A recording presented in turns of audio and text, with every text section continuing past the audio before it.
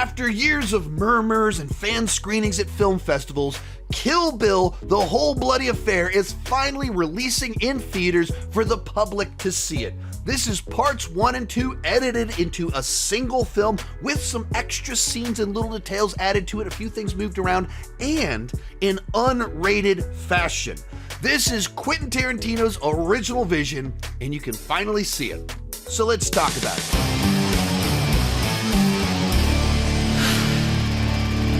While I'm talking, be sure to join me down below in the comments section. If you've seen Kill Bill, The Whole Bloody Affair, what did you think about it? Also, I'm going to be talking about the other Kill Bill thing that dropped this week, the Lost chapter that we're finally getting via Fortnite. If you've seen that, let me know what you thought about that bizarro experiment. Here's how this is going to work. I'm going to share my thoughts on Kill Bill. It's not specifically a spoiler review, but I'm not avoiding spoilers either because the movie came out over 20 years ago and you've already seen it. Then I'm going to talk about some of the changes, the biggest differences, and how it affects the viewing experience of watching it in the two parts and how they kind of move some information around and how that changes the experience. And then I'll talk about the Fortnite deal at the end of this video. I'll have chapter markers down below. With that said, let's get started. And kicking things off with my thoughts on Kill Bill, in particular, this version of it. But I've always kind of had a little bit of complex feelings about Kill Bill. I think Quentin Tarantino is one of my favorite directors and kind of a foundational director for me because, my formative years were kind of the 90s of figuring out how I love and care about movies. And he was one of the big hot names at the point in time when I was discovering, wait, there's stuff besides blockbusters.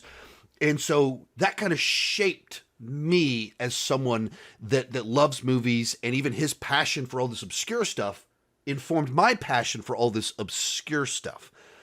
And if you don't know some of my history in falling in love with movies and stuff like that, I was huge into Hong Kong cinema in the late 90s, early zeros. My very first movie webpage was a Jackie Chan fan webpage. And even going back to Reservoir Dogs, Quentin Tarantino, both in the look of the characters in that movie and the one paragraph synopsis of that film, was heavily influenced by Hong Kong cinema. Of course, the look of Chow Yun-fat and those John Woo movies, collaborations from that time period, but also the one paragraph synopsis of Reservoir Dogs is very similar to City on Fire and influenced that movie heavily. And then, of course, you get to Kill Bill.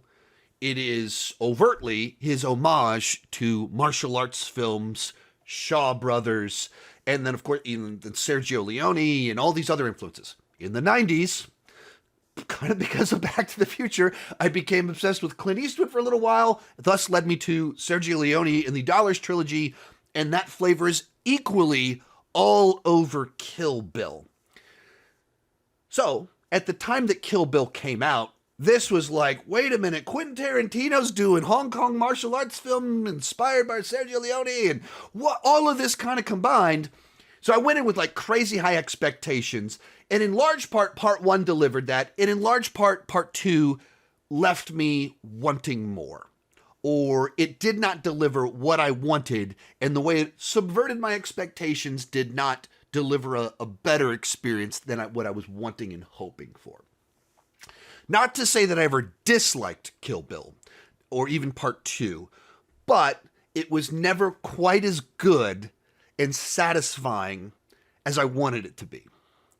And at the same time, the thing that's kind of like tricky about Quentin Tarantino is he can make a movie where, that wasn't quite where I wanted it to be. I wish he'd done this, calibrated it differently, emphasized more action, or whatever that criticism might be.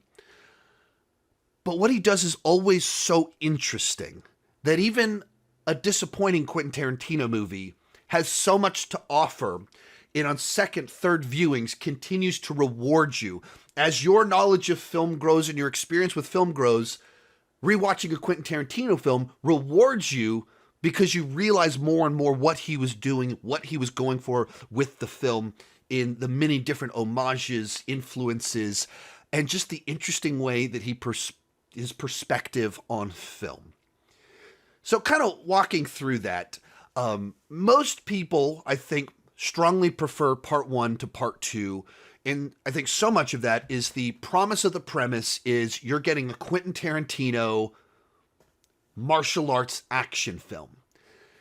And I think pretty much everyone universally agrees that, of course, the centerpiece, most iconic action sequence in Kill Bill is, of course, the one where she's wearing the Bruce Lee outfit and destroying the 88 dudes, chopping off limbs. Of course, that's the most spectacular, over-the-top, largest in scale, size, everything like that. But also, the other most memorable one probably is the one with Vivica A. Fox that kicks off the whole thing, where it's this kind of, one is this extravagant location that's way over the top, and the other one is just real personal, very memorable, and in a kitchen, it's familiar. And both of those are in part 1. And to the extent that there is a cool fight in part 2 in a trailer. But even almost because it's in a trailer, there's such constraints to what you can do in that environment that is so tight and small that it's difficult for it to be flashy and memorable as a fight sequence. In which case, all of part 2 doesn't really have the big memorable action. And that's what so much of what we went to Kill Bill for. That's what we wanted as the primary hook, the primary value proposition. Quentin Tarantino does a martial arts movie. Part 1 delivered that. Part 2 delivered something different. And I think there's disappointment in that.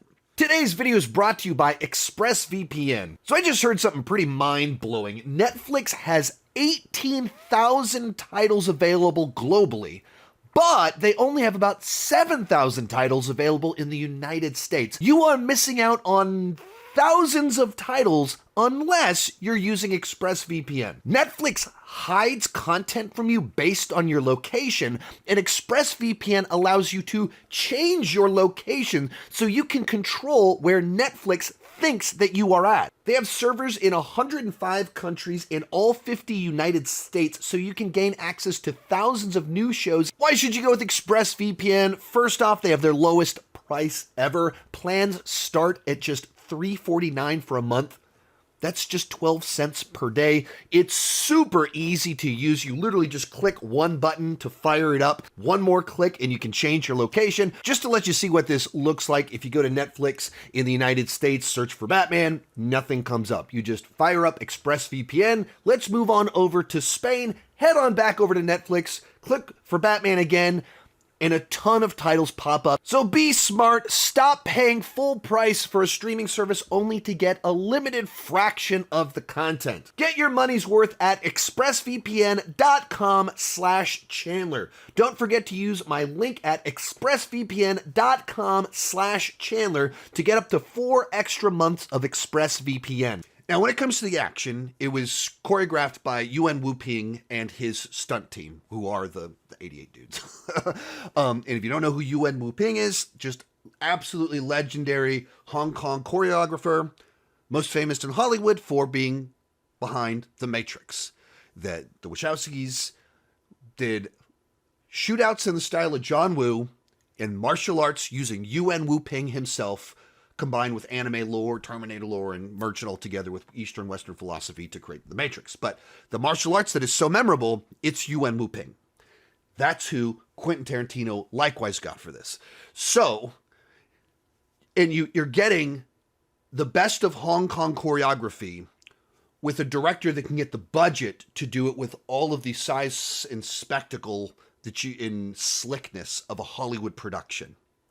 But with interesting flavor. Someone that does love the work of the past. And so the slickest version of a specific style of fight choreography that we've ever gotten. Not to say it's the best or better than all of other Yuan Wu-ping's work, but with the Hollywood slickness. I mean it that way, not to undermine Hong Kong work. Hong Kong budget. So when you get to the centerpiece, it's just so wild. It's so crazy. And when you're able to see it in this version, where it's all in color, no black and white, it is so satisfying. It's so good. It's so fun. And that you had a situation where the actors committed, I mean, in particular Uma Thurman, that you're seeing her doing a tremendous amount of this stuff. And that just adds to the believability. And when you're not trying to hide the stunt person, all of a sudden you just have so much more flexibility in the camera work, in the editing. The other thing that makes Quentin Tarantino so interesting, or even like watching this in particular in one long sitting, is, and I've known this, I've talked about this before, but so much of Quentin Tarantino's structure is much more like a novel than it is like a film, which is fascinating because, of course, he's the ultimate film nerd. That his movies are just soaked with homages to other films and references visually and copying shots. Even this movie starts off with the Shaw Brothers logo. And at the same time, the way that he structures and writes his films is much more like a novel. It literally says chapter on screen, but you have these long sequences. And almost the way that, I mean, the chapters are usually defined about either a confrontation or a backstory. It's one of the two. And even the backstories normally are about a relationship. So almost each chapter is, let's explore this specific relationship and dynamic and how these two people interact. And it's, 20-minute long sequence, sometimes literally a 20-minute long scene playing out, unpacking a relationship and going deep into the characters. And this movie has very little in between. It spends very little time pausing to be like, how did she get from here to there? How did she figure out where this thing was at? The in between, the encounters, almost non-existent in this film. It's just, let's show you confronting Vivica A. Fox. Let's show you the backstory for a character. Let's show you getting the sword. Let's show you confronting the person. And nothing in between. And it's just an interesting, like, you just see it and it can feel so different from the way that other stories are told. And in many regards, it's intentionally choppy. The movie starts off with the bride being shot, and then we're pulling up to a house. No in between explaining it. No context. It assumes that you're not a moron, and you can fill in the gaps and piece together what's kind of going on here. And you can read the clues of the conversation to go, okay, that lady was one of the people that shot her, therefore she's getting her revenge.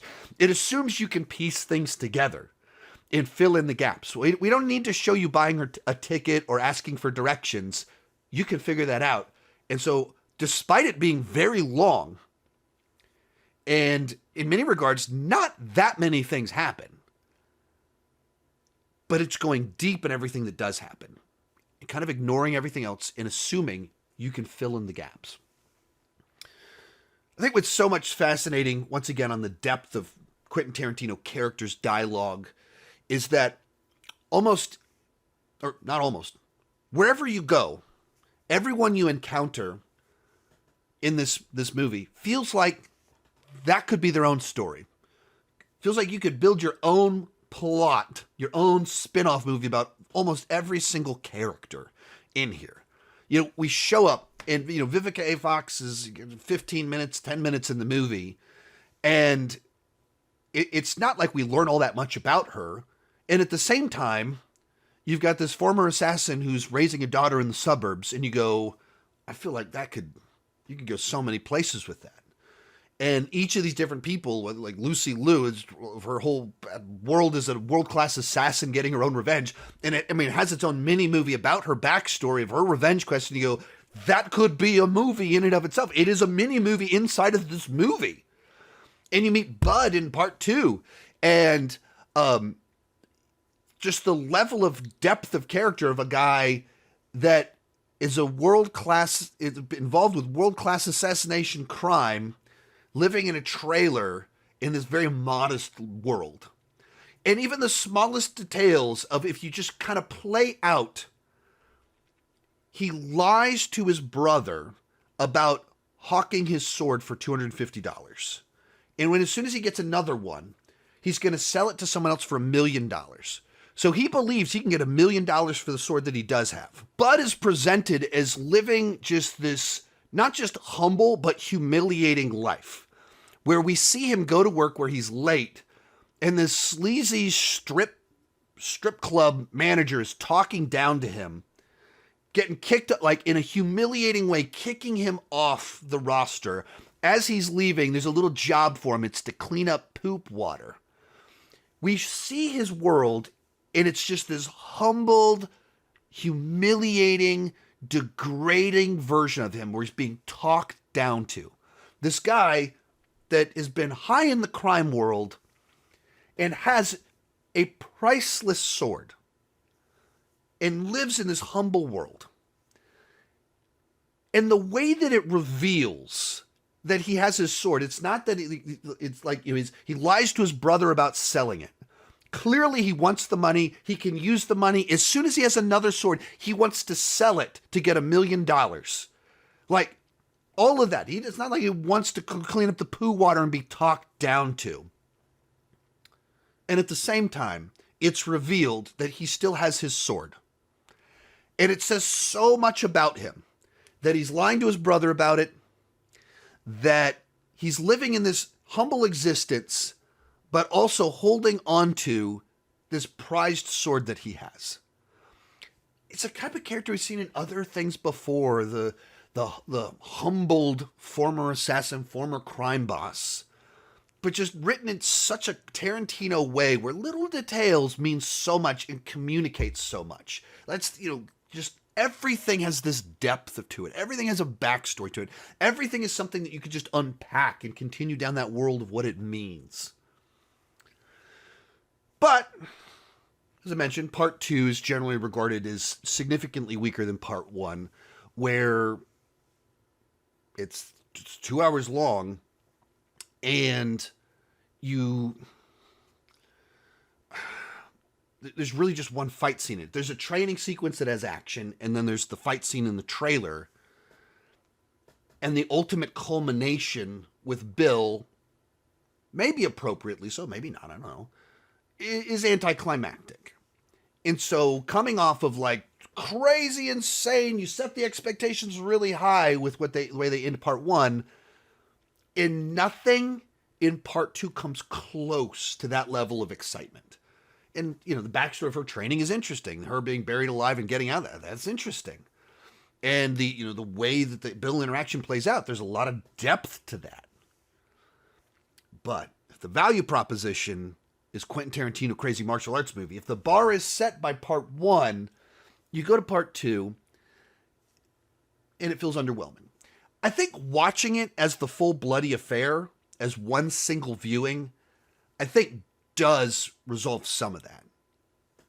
Back over 20 years ago, you watch part 1, you're like, that was awesome. There's another part coming out. Man, if that's what he did in this part, what's he going to do in the next part? And you're building up this anticipation. What's this final fight with Bill going to be? Oh, it's 10 seconds long.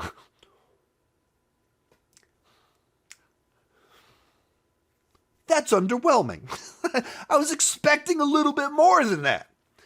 I think that's a reasonable disappointment. When you watch it all the years later and you see what Tarantino's doing in all of this, and we had the big spectacle, we don't need to outdo that. Like, you can understand it a little bit different. It plays a little bit differently. Likewise, when you're watching it in one sitting versus waiting 6 months to find out what's going to happen, it plays differently. So, as for me, Tarantino movies are just such unique experiences. As much as many people have tried to copy him, no one has his view of the world, his knowledge of film, and just his perspective. It's so specific. It's so unique. And we have Quentin Tarantino's martial arts film. His tribute to Shaw Brothers and spaghetti westerns in its own way. And it's such a distinct, interesting film. I think part 2 needed, the back half needed some flashier action. I think that is a flaw. I think it does make it for an unbalanced experience. If that's your biggest flaw in a movie that is otherwise very interesting, I think you're doing okay. So, what is different with the whole bloody affair, and how does it make the movie play differently? So, I would say the biggest difference, and There's, I think, 7 minutes added to the anime sequence, maybe a couple other additions here and there, but I couldn't, there wasn't anything obvious that I noticed. To me, there's one change that is a massive change on the experience of watching the film. And that is, when does the audience learn that the kid is alive? When do we learn BB is alive? When it was decided to split into 2 movies, he went, okay, we need a cliffhanger on part 1. We don't want to just stop at some point in time. We need a final gotcha, that final hook for the audience that makes them leaving wanting more. So, Bill, at the end of the movie part 1, when he's on the phone call, says, does she know that her kid is alive? And so the audience learns that information at the end of part 1 in the original version. In the Whole Bloody Affair, that line of dialogue is removed. It's literally, it's a one sentence change. One question, one line of dialogue is removed. That to me is way bigger, way more important, changes the experience far more than adding 7 minutes to the anime sequence or having a fight in color versus black and white. That one line of dialogue radically changes our relationship with the story and with the lead character. In the original version, the audience is ahead of the bride by about an hour and 15 minutes of runtime. We have information she has long before she has it. Or in the case of waiting 6 months, we have it 6 months before she has it. But the audience is ahead of the story and the lead character. In the whole Bloody Affair, we gain the information when she does. Which makes you're going on this journey, and not that you've forgotten about the child, but it's a little bit on the back of your mind of they wronged her, they killed her, she was pregnant, they took everything from her, she's getting a revenge. And you're watching the movie without that being told to you. So you get to the final confrontation with Bill, and at the same point in time the character learns that information is when the audience receives that information. And that's the biggest twist in all of Kill Bill. And moving when it's revealed radically changes the reveal. Because you learn with the character, you learn at a point in time where you think, we're about to have a fight, we're about to kill Bill. No, something different's happening. And it's completely shifts what's important to the character, the emotion of the scene, and it's all combined together with the audience, with the character. When information is revealed is like so important in storytelling, so important to emotional arcs. And so for me, that one line of dialogue, you just take it out and move it to right back here, where it's not even a line of dialogue, it's a reveal to a character, changes the whole experience radically, more so than everything else. I think both versions make sense. If you are telling it in 2 movies, you need your final cliffhanger. You need your final hook. I get why they moved it right there. And you need to do something that makes the audience go, oh! If you remove that line of dialogue, the movie just kind of ends with Bill being like, she's coming for us. She's going to kill us. And you take that line of dialogue, it's like, it just ends. It doesn't mean anything. As soon as you add that line of dialogue, it reinterprets the purpose of this next mission, this next movie. And so that cliffhanger, that information to the audience, for the experience of the audience, is kind of important to put it right there. I get it. If you're going to have to tell the story differently and split it in 2 pieces, that just, it hooks you. If you're not doing that, it makes so much more sense to wait. If you don't have 2 movies, don't have a 6-month wait, you just let it play out, and you're on the journey with the character. She turns a corner ready to kill someone, and instead is reunited with what she thought was her dead daughter. Plays so different. There are other differences in here. Big one is, like I said, the anime sequence is substantially longer. And it's kind of this whole thing in an elevator where I believe the elevator's the new added part to it. And like, does it add some important depth to the story? No, it's just more stuff. And it kind of has something that I think maybe a little bit ties into I don't know, maybe it doesn't tie into the Fortnite deal, but it involves grenades, and grenades play into the Fortnite deal. But so I don't know if there was a meaning in that, but it's just more of it. I was never super into the anime section because I'm not super into anime. So having that kind of go on longer did just kind of make it like, okay, we're still going. It's still happening. It's maybe going a little bit too long here. So I didn't, it's kind of a novelty more than anything else. It's not like some pivotal information. Like I said, moving one line of dialogue meant a lot to me. Adding 7 minutes to the anime sequence meant kind of nothing to me.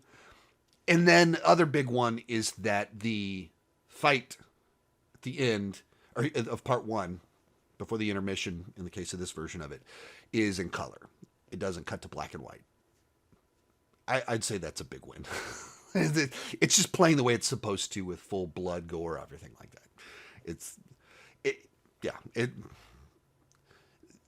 Since that wasn't it built into it as a stylistic decision, it feels like you're watching the pure version.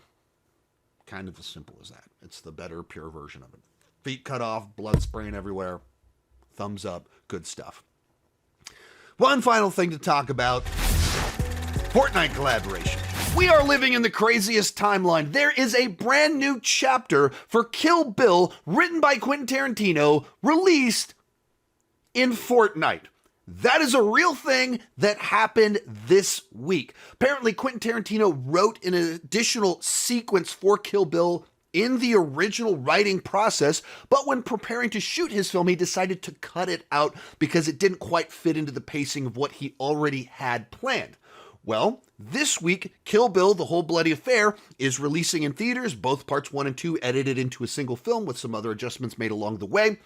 And I guess as part of the promotion for that, they decided to do an integration with Fortnite. And as part of that collaboration, they asked Quentin, hey, you got anything extra you've written or could write to kind of work into this little team up? He's like, yeah, I got this scene. Do this. There it is. There is a new sequence for Kill Bill in Fortnite, and it is just as weird as you'd expect it to be because it fits into the story of Kill Bill. You can see flavors of the Quentin Tarantino writing there, but it's directed, stylized entirely in the world of Fortnite, with guys in banana peel suits, shark suits, people drinking shield potions, Fortnite humor, all of that stuff, but it's Kill Bill. So it's so unbelievably weird and a strange thing to encounter. It's just the basic pairing of this R-rated movie that came out over 20 years ago being put in a game that targets 13-year-old boys that were born 10 years after Kill Bill was made is just bizarre. So I kind of love it when there's these anomalies where it feels like there's a glitch in the matrix of just some strange collaboration happen that comes out of nowhere, and we're getting to see a deleted Quentin Tarantino scene, but in the most insane way possible. I kind of love that. Is the scene good? I mean, I don't know how you will evaluate Quentin Tarantino as through the lens of Fortnite, but I'm glad that this bizarro thing exists. So, should Quentin Tarantino fans go see Kill Bill, The Whole Bloody Affair? Of course you should. It's more of, if you're a Quentin Tarantino fan, you probably are a lover of cinema. So the idea of getting to see one of his movies in kind of the pure form on the big screen, that to me is kind of a no-brainer of like, of course that's an experience Quentin Tarantino fans should have. Seeing it in the long form, that's the way to see it. Seeing it on the big screen, that's the way to see it with a theater full of movie lovers, Tarantino lovers. That's the pure version. Of course, that's what you should do, the way you should watch it. This is someone that actually, in an era of generic movies that are focused group to death, optimized for the broadest possible audience, and where even big, gigantic name directors can just have a just generic bland formula to play to the broadest possible audience. Tarantino makes Tarantino movies. This is the movie lover of movie lovers. And that's a thing to celebrate. We're getting to see it on the big screen. A guy that understands movies and what is thrilling and exciting and interesting. Go see Tarantino's pure version of Kill Bill this week.